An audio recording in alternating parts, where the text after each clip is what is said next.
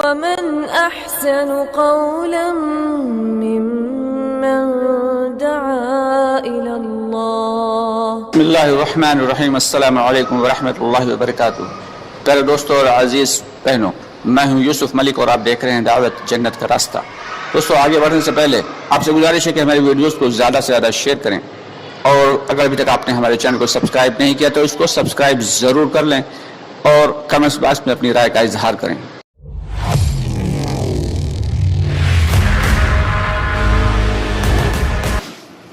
بسم اللہ الرحمن الرحیم.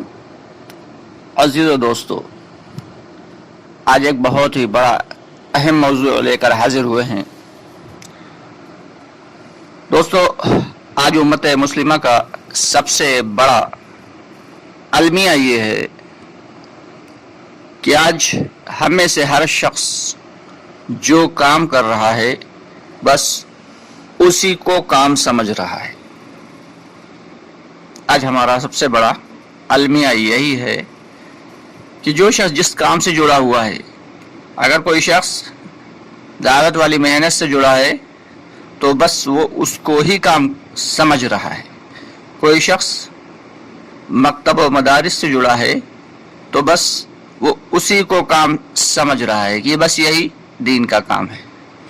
اسی طریقے سے کوئی شخص اگر غریبوں کی مدد کے اعتبار سے کام کرتا رہتا ہے تو بس وہ اسی کو کام سمجھ رہا ہے. اتنا ہی نہیں، جو شخص صرف نماز پڑھ رہا ہے تو بس وہ اسی کو دین کا کام سمجھ رہا ہے. جو شخص زکوٰۃ کے اعتبار سے محنتیں کر رہا ہے وہ بس اسی کو کام سمجھ رہا ہے. نہایت افسوس کی بات یہ ہے کہ یہ سارے کے سارے دین کے کام ہیں. کسی بھی ایک کام کو ہلکا نہیں سمجھنا چاہیے. اب ہمیں یہ اپنے اوپر گمان کر لینا چاہیے کہ اللہ رب العالمین نے ہمیں جس کام سے جوڑا ہے ہم وہ کام کر رہے ہیں، اور کسی دوسرے بھائی کو کسی دوسرے کام سے جوڑا ہے تو وہ دین کا کام اسے اعتبار سے کر رہا ہے. ہیں تو سارے کے سارے دین کے ہی کام. لیکن شیطان نے ہمیں ایسا بہکاوے میں ڈال رکھا ہے، ایسا دھوکے میں ڈال رکھا ہے کہ مدارس کا کام کرنے والے بس یہ سمجھتے ہیں کہ اصل دین کا کام یہی ہے. چلے 4 ماہ لگانے والے بس یہ سمجھتے ہیں کہ بس دین کا کام صرف اور صرف یہی ہے. اور نماز پڑھنے والے بس یہ سمجھتے ہیں کہ اتنا ہی کافی ہے کہ 5 وقت کی نماز پڑھ لی جائے. غریبوں کی امداد کے اعتبار سے جو لوگ محنتیں کرتے ہیں وہ بس اسی کو دین کا کام سمجھ رہے ہیں. دوستو، یہ سارے کے سارے کام دین کا ایک ایک جز ہیں. ان سب کو ملا کر دین بنتا ہے. ان سب کو ملا کر دین بنتا ہے.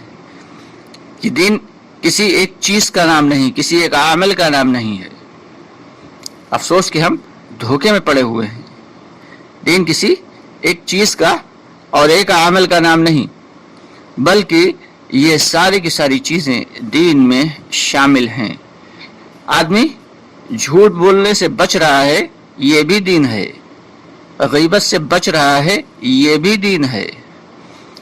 اپنے معاملات کو بہتر بنائے ہوئے ہے، یہ بھی دین ہے. روزہ رکھ رہا ہے، یہ بھی دین ہے. نماز پڑھ رہا ہے، یہ بھی دین ہے. حج و عمرہ کر رہا ہے، یہ بھی دین ہے. ایمان کی محنت کر رہا ہے تو یہ سب سے افضل طریقہ ہے دین کا. کیونکہ جب ایمان جو ہے وہ کسی پودے کی، کسی پیڑ کی جڑ کی طرح ہے.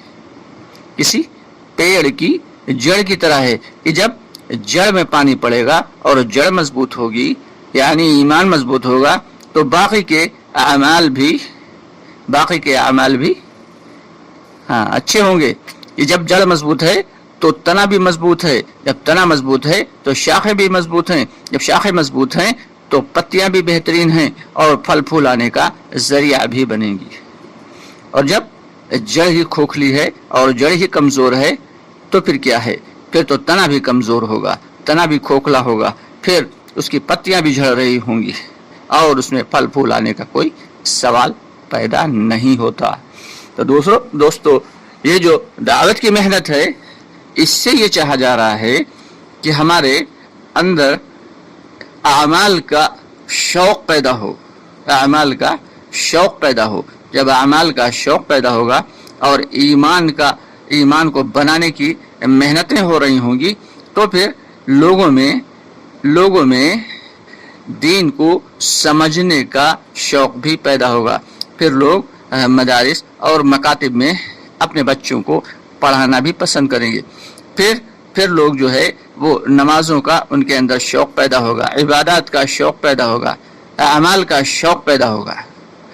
تو ہمیں کوشش یہ کرنا ہے کہ ہم جو کام کر رہے ہیں اپنے کام کو کرتے رہیں اور دوسرے کے کام کو ہلکا نہ سمجھیں، کیونکہ ہر ایک کا کام ضروری ہے، چاہے وہ درس و تدریس ہو، چاہے وہ اللہ کے راستے میں وقت لگانا ہو، چاہے وہ عبادات کی لائن سے ہو، چاہے وہ اخلاقیات کی لائن سے ہو، چاہے وہ معاشرات کی لائن سے ہو، چاہے وہ معاشیات کی لائن سے ہو، ہر طریقے سے دین کا کام ہوتا ہے۔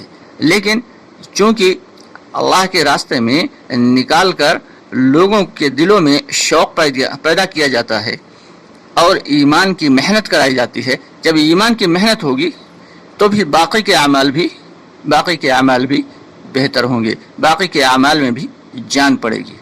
دوستو آج سب سے بڑی افسوس کی بات یہ ہے کہ ہمارے اندر جو ہے وہ اتنے زیادہ الگ الگ قسم کے سمجھانے والے اور الگ الگ قسم کے سمجھنے والے لوگ آ گئے ہیں کہ اللہ ہم سب کی حفاظت فرمائے۔ ہمارا سب سے بڑا المیہ یہی ہے کہ جس کی وجہ سے آج جو ہے وہ امت دھڑوں میں بٹی ہوئی ہے۔ ہم سب کو اپنے کام کو اس لیے کرنا ہے کہ ہمارا اللہ راضی ہو جائے، اور جب ہم اللہ کو راضی کرنے کے لیے عمل کریں گے، اللہ کو خوش کرنے کے لیے عمل کریں گے، تو پھر ہم یہ نہیں دیکھیں گے کہ ہمارا عمل سب سے اونچا ہے۔ نہیں بھائی، ہمارا عمل بھی دین کا ہی ایک حصہ ہے، چاہے وہ عمل پڑھانے کی لائن سے ہو، چاہے وہ عمل اللہ کے راستے میں وقت لگانے کی لائن سے ہو، چاہے وہ عمل دوسروں کی امداد کرنے کی لائن سے ہو، چاہے وہ عمل عبادات کی لائن سے ہو، چاہے وہ ذکر الہی کی لائن سے ہو، ہر عمل جو ہے وہ دین کا ایک حصہ ہے۔ اور جب ہمارے دلوں کے اندر دوسروں کے اعمال کی اہانت پیدا ہو جاتی ہے، تو پھر اللہ رب العالمین ہم جو کام کر رہے ہیں اس کی حقیقت ہمارے دلوں سے نکال دیا کرتے ہیں۔ کام تو ہم کر رہے ہوں گے، لیکن اس سے جو فائدہ ہمیں ملنے والا ہے وہ فائدہ ہم کو نہیں ملے گا۔ کہ کوئی بھی شخص اگر دین کا کسی بھی لائن سے کوئی کام کر رہا ہے اور کسی دوسرے پر اگر وہ تنقید کر رہا ہے تو اللہ تعالیٰ اسے اس کام سے ہٹا دیتے ہیں۔ ایک حدیث میں آتا ہے کہ اللہ کے نبی صلی اللہ علیہ وسلم کے ساتھ جب صحابہ کرام رضی اللہ تعالیٰ عنہم جاتے تھے، اللہ کے راستے میں نکلتے تھے، تو صحابہ کرام فرماتے ہیں کہ ہم میں سے جس کے اندر طاقت ہوتی وہ روزہ رکھ لیتا تھا، یعنی جو اپنے اندر ہمت پیدا سمجھتا تھا وہ اللہ کے راستے میں روزہ رکھ لیتا تھا۔ تو روزہ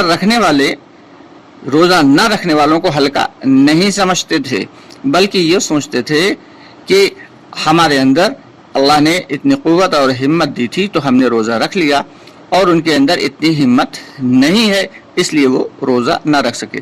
اور روزہ نہ رکھنے والے روزے داروں کو جو ہے وہ ہلکی نگاہ سے نہیں دیکھتے تھے کہ یہ تو روزہ رکھ لیا انہوں نے، اب یہ آرام سے بیٹھے ہیں اور ہمیں خدمت کی لائن سے محنت کرنا پڑے گی۔ ایسا بھی نہیں تھا، وہ یہ سمجھتے تھے کہ ان کے اندر ہمت تھی تو انہوں نے اللہ کے راستے میں روزہ بھی رکھ لیا، اور ہمارے اندر اتنی ہمت نہیں ہے تو چلو ہم خدمت کی لائن سے تھوڑی سی محنت اللہ کے راستے میں کر لیتے ہیں۔ غرض یہ ہے کہ صحابہ کرام رضی اللہ تعالیٰ عنہ اجمعین جو بھی عمل کرتے تھے تو اس میں اپنے آپ کو اونچا اور دوسرے کو نیچا نہیں سمجھتے تھے۔ آج یہ جو اونچ نیچ کا معاملہ ہے کہ ہمارا کام اونچا ہے اور دوسروں کو ہم اپنے ساتھ جوڑیں، اور اس کا کام نیچا ہے، ہم اسے ہلکا دکھائیں، اس پہ تنقید کریں، اس پہ طعنہ کسی کریں، تو یہ دوستو بہت ہی غلط بات ہے، ہمیں اس سے بچنا چاہیے، ورنہ وہ دن دور نہیں کہ اللہ تعالی اللہ نے ہم کو جس کام سے جوڑا ہے ہمیں اس کام سے ہٹا دیں گے، کیونکہ تنقید کرنے والوں کو اللہ تعالی کام سے ہٹا دیا کرتے ہیں، چاہے وہ کسی بھی لائن سے، کسی بھی اعتبار سے دین کی محنت میں لگا ہوا ہو۔ اللہ تعالی ہمیں بھی ان تمام چیزوں کی جو ان سے اہانت والی اور تنقید والی باتوں سے بچنے کی توفیق عطا فرمائے، اور دوسرے جو اعمال کر رہے ہیں دین کے اعتبار سے ان اعمال کا یقین بھی ہمارے دل میں ہو اور ان کی بھی اہمیت ہمارے دل میں ہو، ایسی توفیق عطا فرمائے۔ دعا کرنا ہے اللہ تعالیٰ سے کہ اللہ تعالیٰ ہم سب میں آپس میں اتفاق، اتحاد، محبت، اخوت پیدا فرمائے۔ انشاءاللہ تعالیٰ بہت جلد آپ سے پھر ملاقات ہوتی ہے، تب تک کے لیے اجازت چاہیں گے۔ السلام علیکم ورحمۃ اللہ وبرکاتہ۔